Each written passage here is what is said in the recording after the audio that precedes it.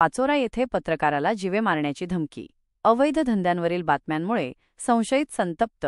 पाचोरा शहरातील वेध माझा न्यूजचे संपादक राकेश सुतार यांना अवैध धंद्यांवरील बातम्यांमुळे जीवे मारण्याची धमकी देण्यात आली आहे. या प्रकरणी पाचोरा पोलीस ठाण्यात गुन्हा दाखल करण्यात आला आहे.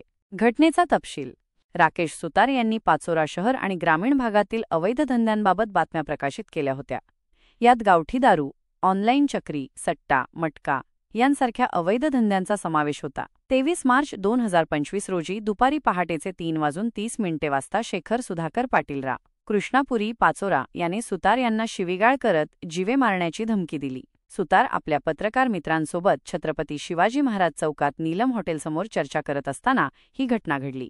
आरोपीने सुतार यांना तू अवैध धंद्यांबाबत बातम्या का देतोस? मी तुला जिवंत ठेवणार नाही, रात्री तुझा कार्यक्रम करेन अशी धमकी दिली. आरोपीने स्वतःच्या हाताने डोक्यात वीट मारून घेतली आणि पोलिसांत तक्रार करण्याची धमकी दिली.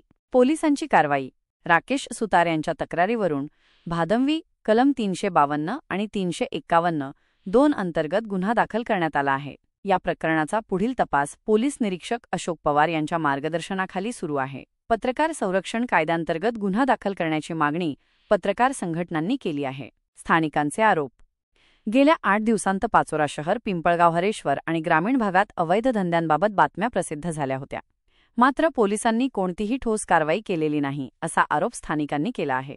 पोलीस आणि अवैध धंदे चालवणारे यांच्यात आर्थिक व्यवहार असल्याचा संशय नागरिकांनी व्यक्त केला आहे. पोलिसांच्या आशीर्वादानेच अवैध धंदेवाले पत्रकारांना धमक्या देत असल्याचा आरोप नागरिकांनी केला आहे.